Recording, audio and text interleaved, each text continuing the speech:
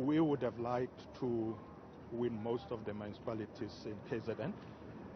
We are carefully monitoring the situation now. Obviously, we haven't analyzed deeply to see what the problem is, but as you say, as good, it seems like a strong comeback by the IFP there. But it's something that we will look at. I'm not quite sure what the problem could be, but you'll remember that in most areas there were problems of water and so on. But remember, we also come from the back of lockdowns where our economy is not doing well. Many people have lost their jobs, and that may have contributed to people not coming out. You don't believe that it has anything to do with the recent unrest and perhaps some unhappiness over what happened, particularly given the fact that the former president, Jacob Zuma, still commands a lot of respect in that province? Well, his presence and commanding a lot of respect should be a positive for the ANC, because his message was very clear. He says, look, it's not about individuals. We vote for the ANC. But you're quite right, because of the unrest in KZN, that could have contributed to people not coming out.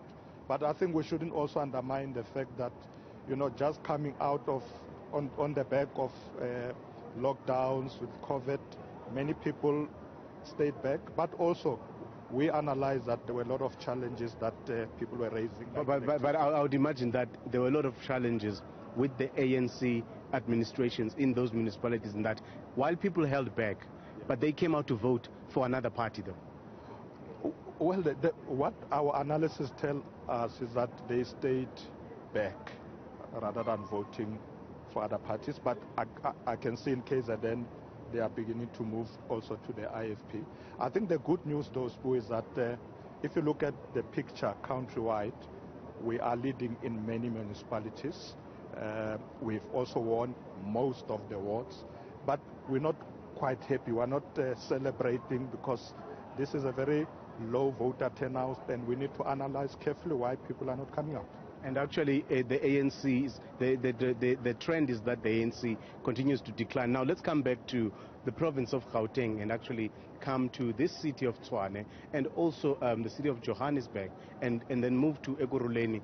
The current trend there at Ekurhuleni, I think they're sitting at about 58% of the vote being counted, and the ANC sitting in the higher 30s, which is quite low from where it was last year. What would you attribute that loss of votes in areas like Johannesburg, in some of the townships actually of Johannesburg, and also in areas like Ekurhuleni? Well, if I start with Joburg, I think the biggest challenge was electricity. You remember the president went there and with Mayor Mwerani convincing people that city power will take over from Eskom. But in the midst of campaigning, we actually had a complete blackout in Soweto. And my own assessment is that once people are put in that situation, they'll obviously be unhappy, and they didn't come out to vote in big numbers.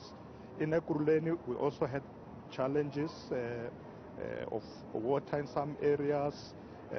In Tshwane, we know about Hammanskraal, where people have been complaining a lot about water as well. In fact, those wards in Hammanskraal are ANC wards actually, even though the DA leads that municipality.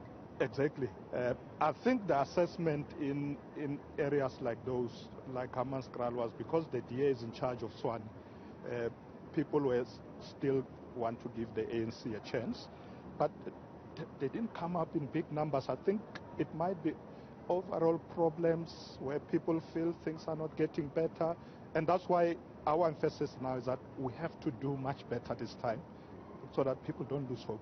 And the fact that people have not come out in big numbers, given the fact that the messaging of the ANC seems to have changed. The ANC has been talking of a renewal, and they've been talking about dealing with corruption, but it looks like, and this is my perception, perhaps you can give me your view on this one, that there seems to be a discord, or at least the understanding of the ordinary voters and observers, between what the ANC says and what it does. And that the ANC says we are dealing with corruption, there is renewal, but for most people, it pretty much seems like there's more of the same.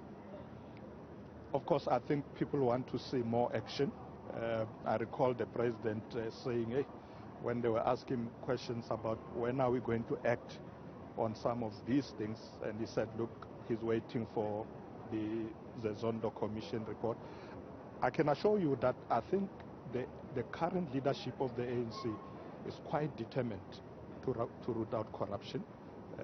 When we introduced the step-aside rule, we basically said there will be no one above that rule.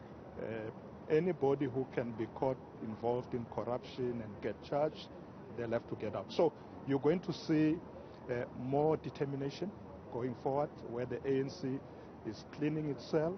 Renewal means exactly that. We have to be better than and be seen to be doing better. And be seen to be doing better, of course. I agree with you. So action, and you will see that going forward.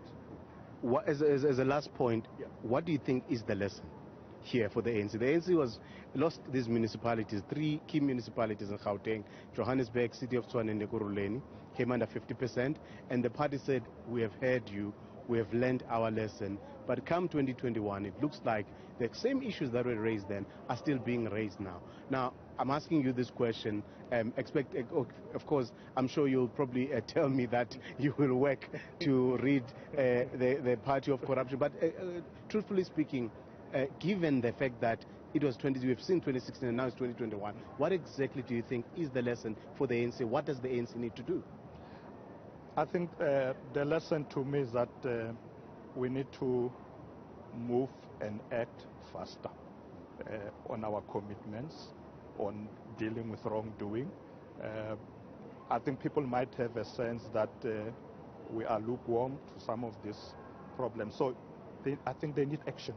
They want to see that this leadership is determined, and confidence will come back.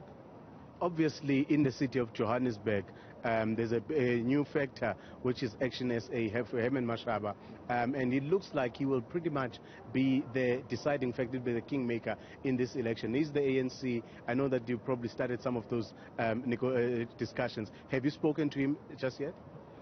Not yet. We're actually discussing that tomorrow evening. The top 6 will look into that. We didn't want to discuss coalitions whilst campaigning, whilst counting the votes.